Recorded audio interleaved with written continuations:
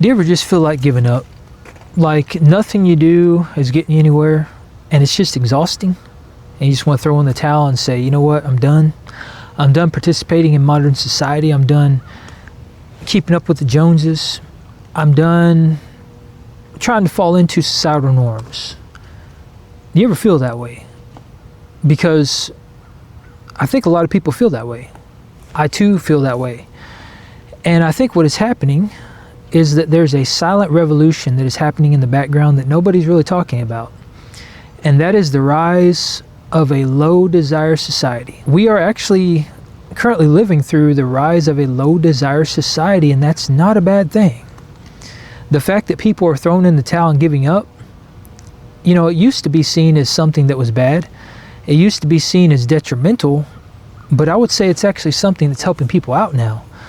Because the problem is that we've become very detached from what is natural.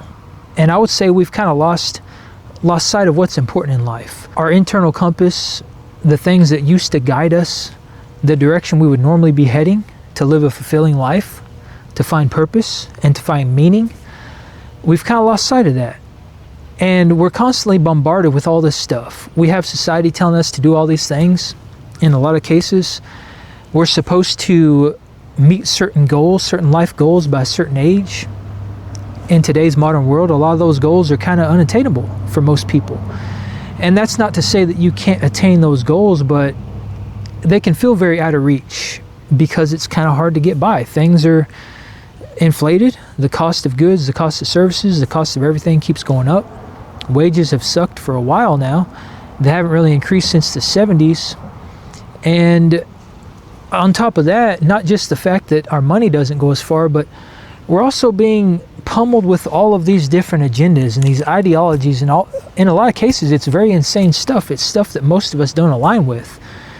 And when you have all these factors to consider, and all this stuff is hitting us at once, it can feel overwhelming.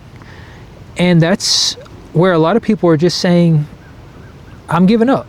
I'm throwing in the towel. I'm done participating in this modern world that we're all trapped in. And the reason that is no longer a bad thing is because it's causing people to disconnect from the new way of doing things, the things that we don't align with. And they're now reconnecting with the basic simple stuff, the stuff that throughout most of history I would say that we did align with, the stuff that we were always able to connect to, which is the natural world around us, the basics, the fundamentals to life. What do we need to survive? What don't we need that we can trim out? These are the realizations that people are having. And it's not that we're desiring less in terms of we don't want things in our lives. We still want stuff in our lives. We still want to live a purposeful and intentional life. We still want to pursue things that bring us joy, the things that we're passionate about. But I think in a very large way, those things have changed. We're not focused on materialistic stuff like we used to be. All this consumerism nonsense, we'd rather not participate in it. We've realized that the only thing that it does is keeps us trapped in the system, because that's what it's designed to do. The more debt that we have hanging over our head, the more that we're paying, and the more stuff that we have, the more money that we're bleeding. And that is more time that we're losing. And that is more time that once we give up, we can never get back. And when we give up that time and we're constantly in this perpetual state of always needing more and going after the next big thing, it can also degrade our health. And it's just not worth it, because health is the most important asset we have in our lives, and then time is right behind that. So we're giving up the two most invaluable assets of our lives, and for what? That's a great question. And that's a question a lot of people are starting to ask now. And that is leading to this low desire society, because people are desiring less. And again, it's not about desiring less in terms of your life. We still want to have an awesome life. And I would say that this is actually leading us to lead a more awesome life than we were before, because when we get away from all this stuff, it's the stuff that never mattered in the first place. And a lot of times it takes a crying diagnosis, or it takes some sort of very significant life event to come to these realizations. That's what it took for me. What started me down this path was that I had my health completely destroyed. Back in 2017, going into 2018, my health tanked. And I was literally on the brink of death for almost a year. I almost died. It was a terrible time in my life, but looking back on that now that I'm on the other side of it, I am forever grateful for having gone through that, because it is one of the big things that lifted the veil from my eyes and allowed me to see the truth. It allowed me to see the things in life that are actually important and focus on those things and go after them. I realized that I was wasting my life by staying stuck in the rat race, by falling victim to a lot of the things that we're kind of designed or programmed to fall victim to. And when I realized that, I decided after a while that the pain of staying stuck in that system and foregoing the rest of my life and giving up all the things in life that I actually wanted to do, the things that I kind of realized were more important, the pain of that was much greater than getting out and figuring it out and possibly failing. Because I knew that if I got out, worst case scenario, if I failed, I'd just go back to doing what I was doing before. And I realized that not everybody can do that. You have to establish, I would say, a cushion of funds so that you can rely on. You have to have money to support you. But for me, that meant just paying down my debt and building up enough money that I could live off of for several years, or many years in my case, so I didn't have to go to work, so that I could figure things out. Because that was more important to me than foregoing my life, than giving up all my dreams. And for me, the things in life that are important, it's not this extravagant stuff. It's not the stuff that society tells us we should go after. It's actually the basics, the fundamentals, just like what I'm talking about here. It's the stuff that is all around us and always has been. The natural beauty of the world, living in the present moment, actually being able to decide what you want to do with your life. Focus in on yourself. Look deep down internally and figure out what it is that lights you up. What are you truly passionate about? What it was for me was about figuring out what I'd be doing outside of work if I didn't have to worry about money. If I had all the time in the world, how would I be spending it? Who would I be spending it with? This is the low desire society. It's not about needing more anymore. It's about needing less. And when you need less, that is less burden. It is less stress. It is less noise. And that is more peace. Because this doesn't just tie into the financial aspect, it also ties into the information aspect. Because there's so much information at our fingertips that all of it just becomes convoluted. It gets overwhelming and we can't really take it all in. We can hear it, but we can't understand it.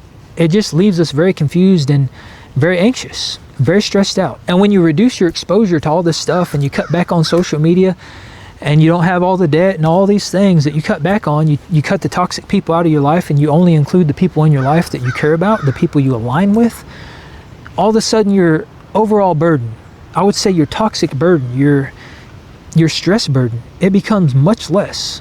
That's the lower desire society. These are the things that people are starting to adopt, and it's actually having pretty profound impacts. People are starting to get back to multi-generational homes. They're starting communities with like-minded people. They're buying plots of land and they're settling on that land. They're building homes from raw materials from scratch with their bare hands. These are the basics. And when you do that, not only are you creating something meaningful, something that will possibly live beyond you, and you're sharpening your skills, you're also lowering the amount that you're relying on the system. Because when you buy a house or you rent and you have to have the big fancy thing, you're very reliant on the system because you need all that money to get these things. But when you do things the old way, the natural way, the simple way, you don't need as much money. You don't need as many resources. There's a lot of things you don't need. This is the rise of the low desire society, and this is the direction we're headed. And I, for one, think this is an amazing thing. I think it's high time that we have gotten back to this, because the modern way, it's not working for a lot of people. For some people it is, and that's fine if it's working for you, but for the people that's not, it's great to know that we have an option. It's great to know that we can give up certain aspects, and it's okay. It's actually a positive. It's a good thing. It's good to know that we can throw in the towel on some things and adopt other things and have those things possibly completely transform our lives and better ourselves and better our situation, better the lives for our families and possibly even future generations. And I believe that if this continues, this could be a monumental shift that changes the trajectory of our future. It might be something that actually sets our future generations up in a better way, because right now the future for them looks kind of bleak, and I feel bad for the younger generation. The way I grew up was amazing, and every time I think about it, not only do I get very nostalgic, I also feel bad for the younger generation, knowing that they'll never experience that. But if we're making this shift back to a low desire society and the simpler things in life and the things in life that are actually important, I think that might give the future generation hope. It might allow them to experience the life that many of us experienced when we grew up. The life that was much simpler, much less stressful, and I would say much more meaningful, possibly even much more impactful. And let me know down in the comments below what you think about this. Let me know if you think this is a good thing or if you think this is detrimental. Just share your thoughts in general, because opening up the discussion around this is going to help spread the word for the people that are having a tough time right now, the ones that are struggling. Maybe if anything else, it will just give them an idea. There's other things that you can do. There are other options. And our path in life, it's very different for everybody. It varies from person to person. And it's very important to find your path, to live a life that's true to you. But you can't do that if you're constantly overwhelmed and stressed out. So maybe this is the one thing that will at least free our mind enough so that we can figure out what that thing is. What is the thing in life that is going to light us up, that's going to bring us purpose, fulfillment, and joy, and allow us to live an intentional life that's true to us?